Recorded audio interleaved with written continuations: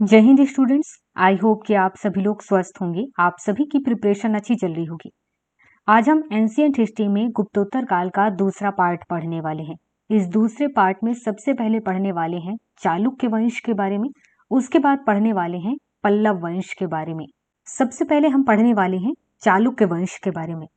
चालुक्य से रिलेटेड कई अभिलेख हैं जिनमें उन्हें हारीति पुत्र या फिर मानत्य गोत्रीय कहा जाता है। चालुक्य वंश अपने आप को अयोध्या का मानते थे, इसलिए कहा जाता है कि अगर मूल रूप से देखा जाए तो ये अयोध्या के हैं। और चालुक्य शासक कहते थे कि अयोध्या में उनके पूर्वज वहीं पर निवास करते थे, वहीं पर रहते थे। चालुक्यों ने अपने वंश को 4 भागों में या 4 शाखाओं में बांट रखा था। एक था बादामी या वातापी के चालुक्य, दूसरा था वेंगी के चालुक्य, तीसरा था कल्याणी के चालुक्य और चौथा था अनिहलवाड़ा के चालुक्य। यहाँ पर सबसे ज्यादा फेमस होता है बादामी के चालुक्य। चालुक्यों में इसे मूल रूप से या मूल शाखा मानी जाती है। बादामी के चालुक्य में चालुक्य शासकों का क्रम कुछ इस टाइप से रहता है।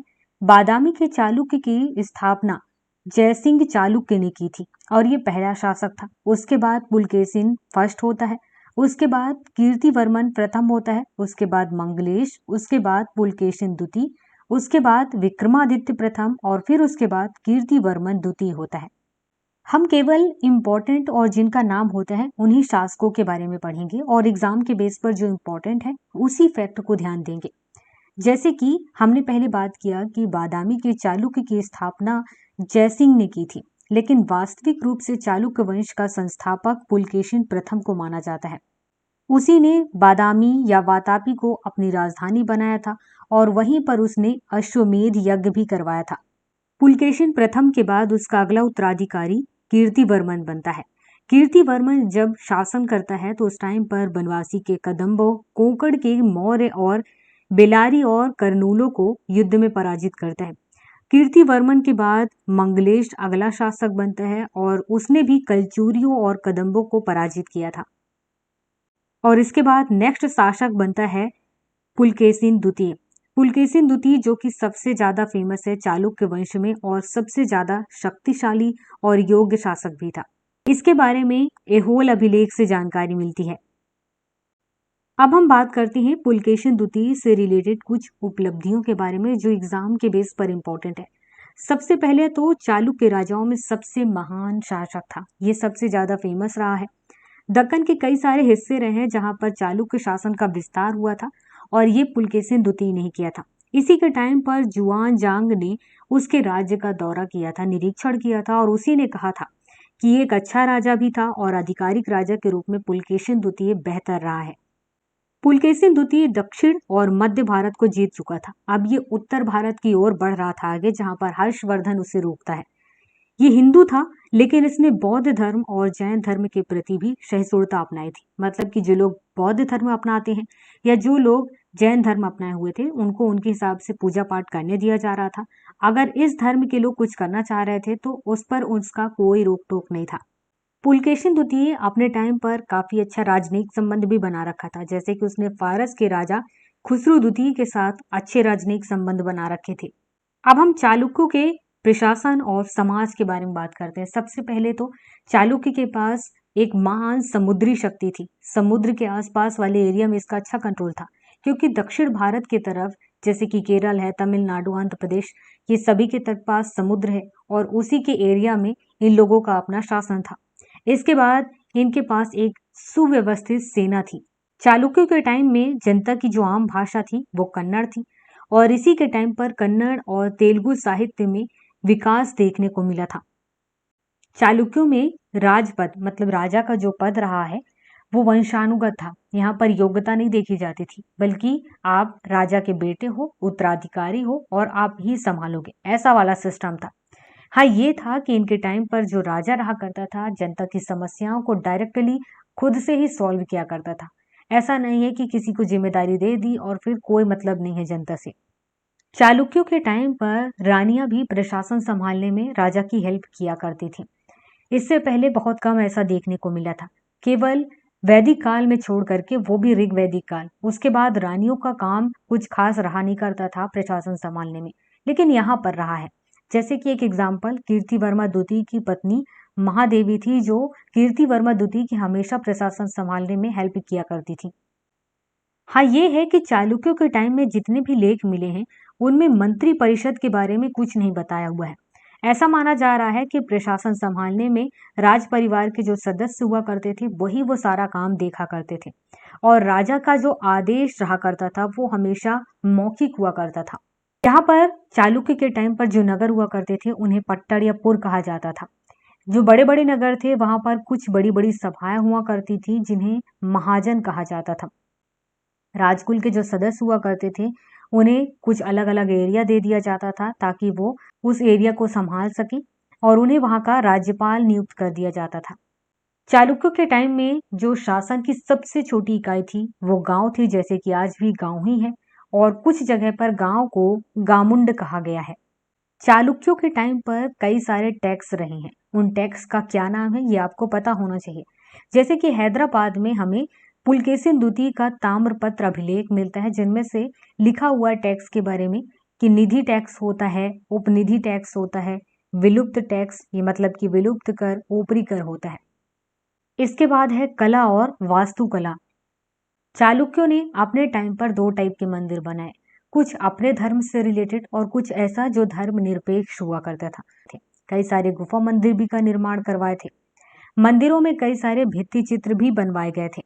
चालुक्यों के टाइम पर जो मंदिर में वास्तुकला यूज किया गया था वो बेसर शैली का रहा करता था, इसलिए बेसर शैली का एग्जाम्पल आप दे सकते हैं।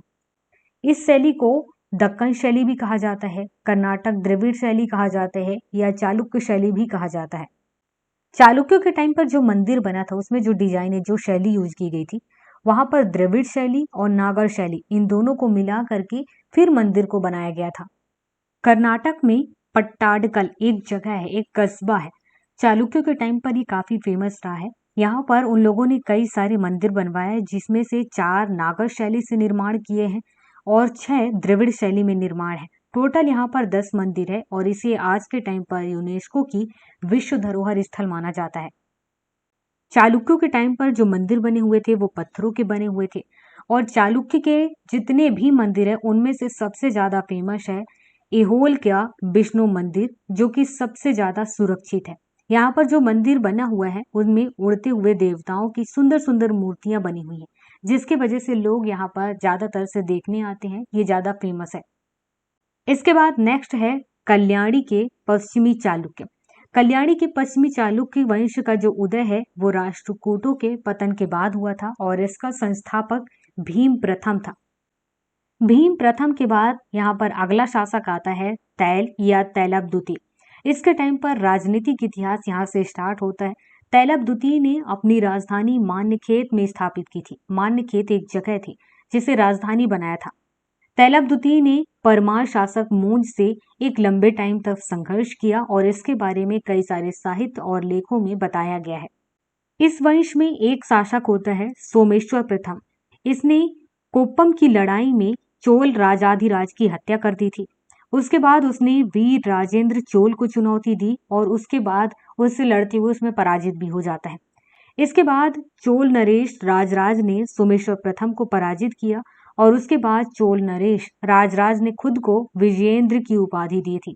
कल्याणी के पश्चिमी चालुक्य में विक्रमादित्य षष्ठ राजा ने चालुक्य विक्रम संवत चलाया, और इसी के दरबार में विक्रमांक देव चरित्र का लेखक बिल्हण और मिताक्षरा का लेखक विज्ञानेश्वर रहा करता था।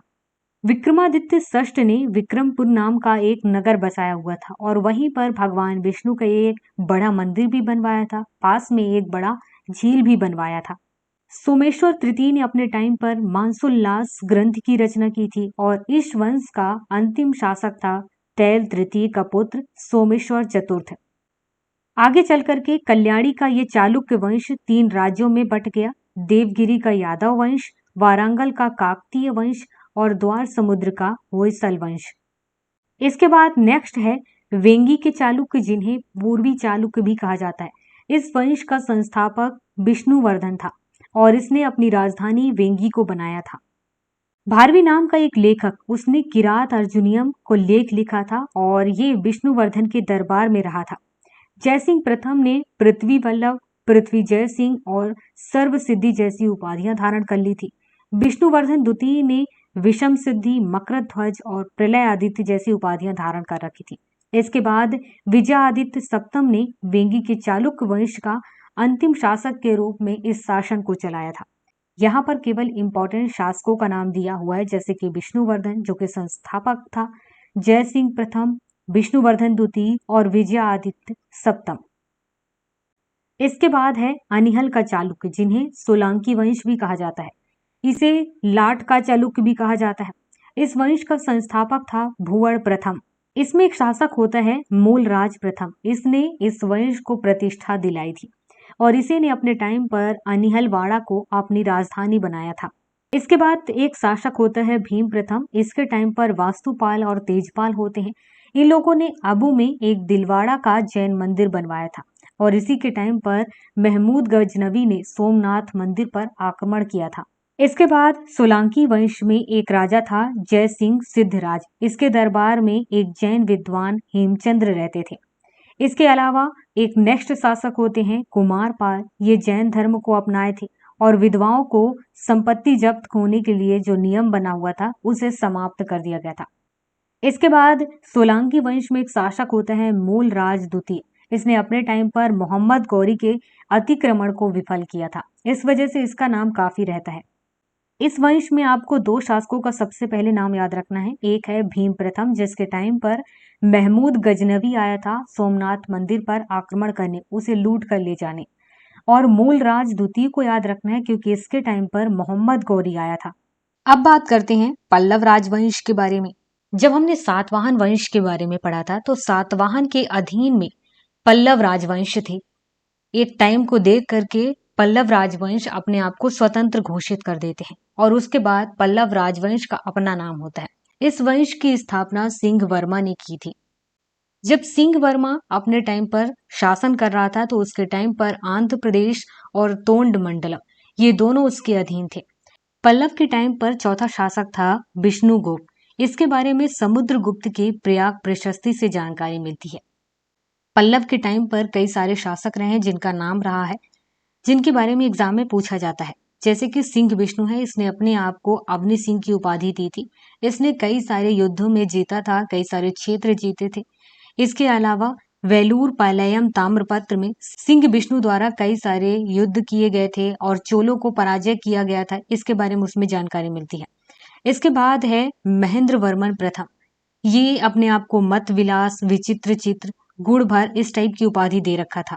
महेंद्र वर्मन प्रथम के टाइम पर ही पल्लव चालुक और पल्लव पांडव इन दोनों का युद्ध भी हुआ था और महेंद्र वर्मन के पुल्लूर विजय के बारे में पल्लव के कई सारे अभिलेख हैं जिनमें से इसकी जानकारी मिलती है। इसके बाद नेक्स्ट शासक होता है नरसिंह वर्मन प्रथम। ये लगभग 630 से 660 ईस्वी तक शासन करता है और इसके अभिलेख में इसे वातापी कोंड कहा गया है। इसी टाइम पर हेनसांग लगभग 641 ईस्वी के आसपास पल्लवों की राजधानी कांची में पहुंचता है, भ्रमण करता है और फिर उसके बाद अपनी लेख, अपने संस्मरण, अपने विवरण में बताता है कि कांची में हमेशा समुद्री जहाज लंका के लिए जाते थे और कांची के जो निवासी रहे वो उत्साही थे, ईमानदार थे और विद्वान थे। पल्लव के टाइम पर एक और शासक होते हैं परमेश्वर वर्मन प्रथम। इसका और चालुक्य राजा विक्रमादित्य, इन दोनों का युद्ध होता है जिसमें चालुक्य राजा विक्रमादित्य की पराजय होती है। अब ये बात पल्लव बताते हैं, ऐसे ही सेम चालुक्य की तरफ है। चालुक्य राजा विक्रमादित्य के कई सारे अभिलेख मिलते हैं जिसमें बताया गया है कि पल्लव राजा परमेश्वर वर्मन के साथ जब युद्ध हुआ था तो पल्लव राजा हार गया था।